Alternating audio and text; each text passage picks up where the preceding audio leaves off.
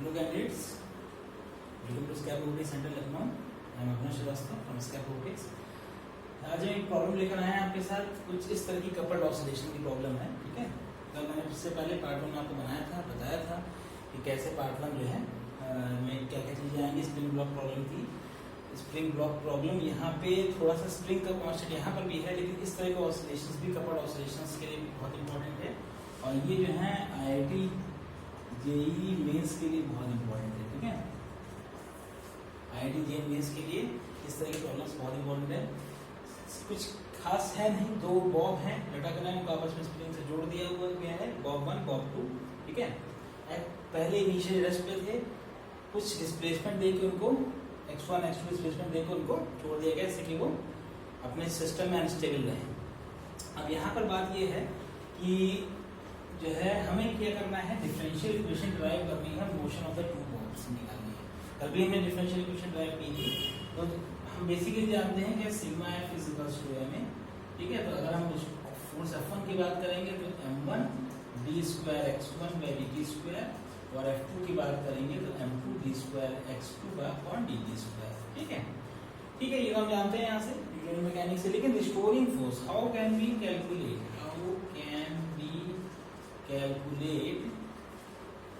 restoring force on two bobs। इन two bobs का restoring force equation कैसे होगा? तो उसके लिए ऑब्वियस सी बात है, हम फ्री बॉडी डायग्राम ड्रॉ करेंगे। तो अगर हम दैट इज बॉब, इसको बॉब बी माने, एंड दैट इज बॉब ए, ठीक है। तो बॉब बी पर क्या है, रिस्टोरिंग फोर्स कैसा आएगा? अगर हम बात करें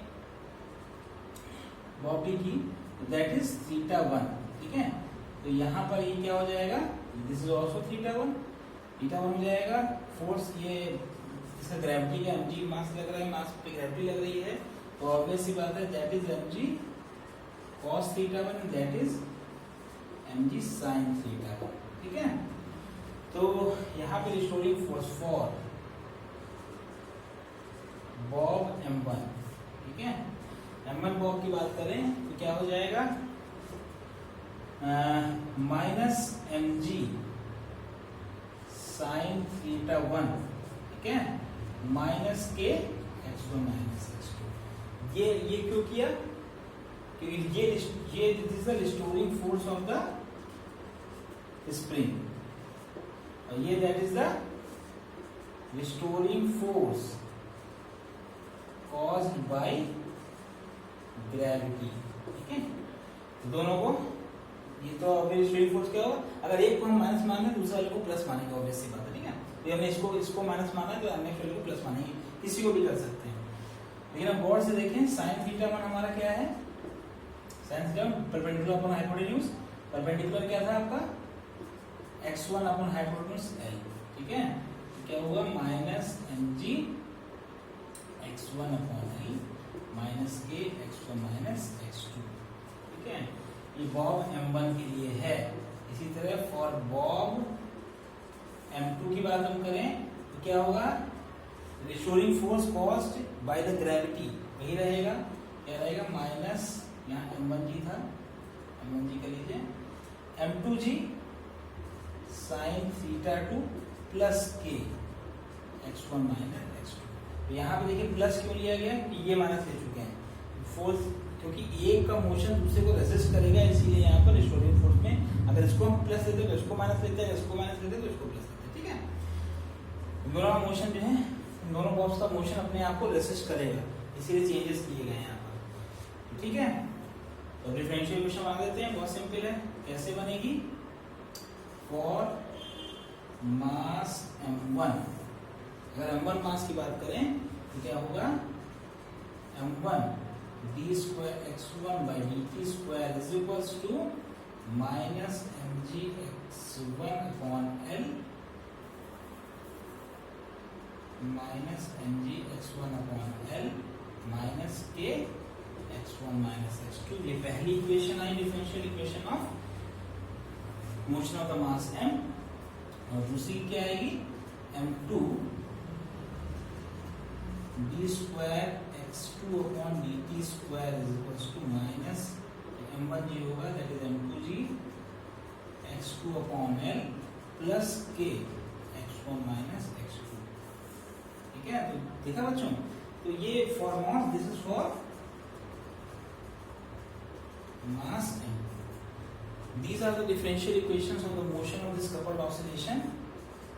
ठीक है, These are differential equation for motion of the two bobs। दोनों bobs के मोशन का differential equation कुछ ही है। ठीक है, क्योंकि बॉब जो है उनका साइन कंपोनेंट जो है वही इलोंगेशन के रिस्टोरिंग फोर्स को बैलेंस करेगा। ठीक है, इसीलिए इस साइन कंपोनेंट लिया है, कॉस कंपोनेंट को नहीं लिया, क्योंकि साइन कंपोनेंट ही इसके इलोंगेशन को बैलेंस करेगा। ठीक है, अब ऐसे छोटे छोटे प्रॉब्लम्स आते रहते हैं। अब एक प्रॉब्लम ये मैंने किया, इसकी इक्वेशंस ये बनाई। ठीक है, इसी तरह एक प्रॉब्लम छोटा सा था कि भाई एक स्प्रिंग मास अटैच है इन्वर्टर पे, इन्वर्टर है ये एक्सेलरेशन से ऊपर जा रहा है, तो करना क्या है भाई आपको, फाइंड द एम्पलीट्यूड। क्या लिखा हुआ है, spring mass system is hanging from a ceiling of an elevator in equilibrium, the elevator suddenly starts accelerating upward with acceleration a, इस ऊपर बढ़ने लग जाता है, amplitude of the resulting SHM निकालना है। तो प्रॉब्लम देखने में तो बहुत सिंपल लग रहा है, ये लग रहा है कि कैसे निकालेंगे भाई, एम्पलीट्यूड ऑफ रिजल्टिंग एसएचएम, ये स्प्रिंग के मोशन से इस एलिवेटर के ऊपर जाने से हमारा क्या होगा, जो यहाँ पे स्प्रिंग में जो ऊपर की ग्राउंड फ्लो मोशन होगा उसका एम्पलीट्यूड क्या निकालेंगे, कैसे निकालेंगे। तो भाई सिंपल सी बात है, हम जानते हैं क्या होगा कि kx रिस्टोरिंग फोर्स क्या होता है, restoring force is equals to ma, ये बेसिक लॉ हम जानते हैं। ठीक है, तो रिस्टोरिंग फोर्स इस केस में क्या है, minus kx is equals to ma, जब एक्सेलरेशन ऊपर नहीं हुआ है तो, when elevator is not functioning. ठीक है, जब एलिवेटर फंक्शन नहीं कर रहा है तो यहां से डिस्प्लेसमेंट x क्या हो गया, ma by K minus ma by के, और अगर मॉड लेते हैं इसके मैग्नीट्यूड का तो ma बाई के निकला है।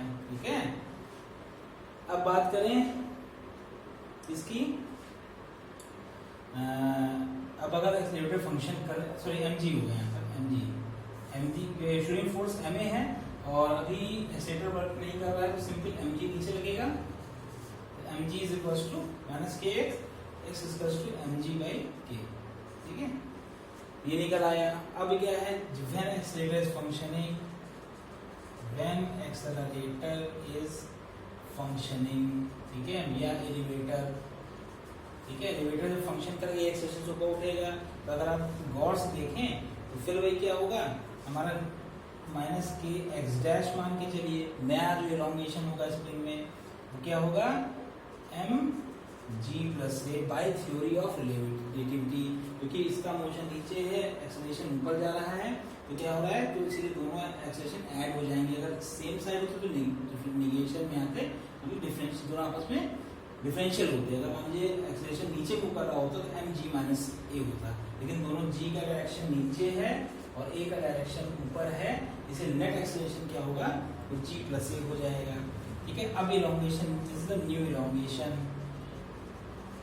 ठीक है, तो क्या हो गया, एक्स डैश निकालिए M G plus A by K, mod लगा दीजिए। ठीक है, ठीक है, हमें मैग्नीट्यूड चाहिए सिर्फ, अब एम्पलीट्यूड चाहिए तो एम्पलीट्यूड क्या होगा, एक्स डैश माइनस एक्स।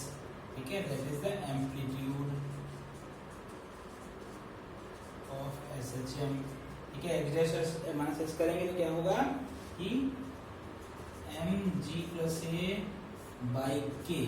ठीक है, M G plus A by K minus M G by K, तो करेंगे तो आएगा एम ए अपॉन के। तो छोटा सा प्रॉब्लम था, देखिए ऐसे जो आपका, दिस इज द सॉल्यूशन। तो देखिए हो क्या रहा है कि simple amplitude of the resulting SHM पूछा था, तो अगर आप बेसिक कॉन्सेप्ट जानते हैं तो आप जो है एम ए बाई के डिड्यूस कर लेंगे, अगर नहीं जानते हैं तो दिक्कत आएगी। अब इन केस आपसे कुछ इस तरह से पूछ लिया जाए, मान के चलिए ये प्रॉब्लम ही ना पूछी जाए, आपसे कहा जाए कि भाई ऐसा है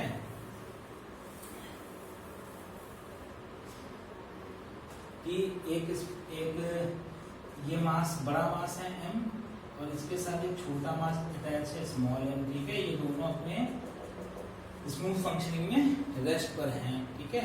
अब क्या किया गया, एक वेलोसिटी दी गई v0 किसी बड़े मास को, और उस वेलोसिटी से क्या हुआ, ये सिस्टम अंडरगोज अनस्टेबल, ठीक है।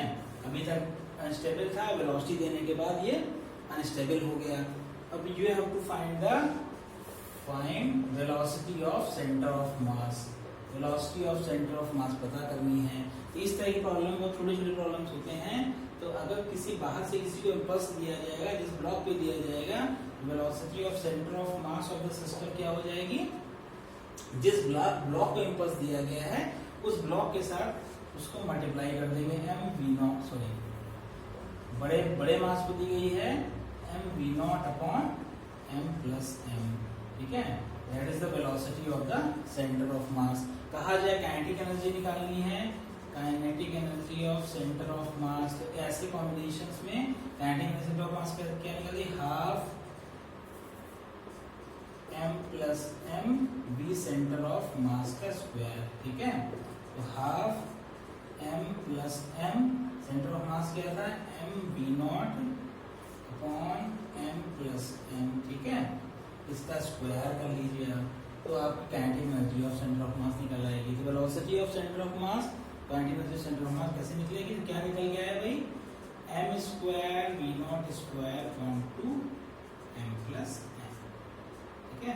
That is the velocity of centre of mass. तो velocity, kinetic energy, velocity of centre of mass, देखिए ये छोटी छोटी चीजें हैं, आपको पता कैसे चलेगा, कैसे करना है। जिस भी ब्लॉक पर इम्पल्स दिया गया है उस ब्लॉक का mass velocity of centre of mass में न्यूमेरेटर में आएगा, ठीक है। उस तरह से kinetic energy of centre of mass आप निकाल सकते हो। तो ये कुछ चीजें हैं जो कपल ऑसिलेशंस में छोटी चीजें आएंगी, अभी बहुत सी चीजें अभी और आएंगी जो कि आपको जो है हमारी कोचिंग में पढ़ने को मिलेगा। ये जस्ट हाईलाइट है कि इस तरह की प्रॉब्लम्स हम कराते हैं, ठीक है। ये this is one kind of system, this is another kind of system, ठीक है। इससे पहले वाला इलेक्ट्रोड वाला अनदर काइंड ऑफ सिस्टम था। समझ में इस तरह से चीजें होती हैं। आप हमसे जुड़िए, हम आपको और अच्छे अच्छे प्रॉब्लम्स कराएंगे, वही प्रॉब्लम्स कराएंगे जो ऑब्वियस बात है कॉम्पिटिशन्स में आते होंगे, ठीक है।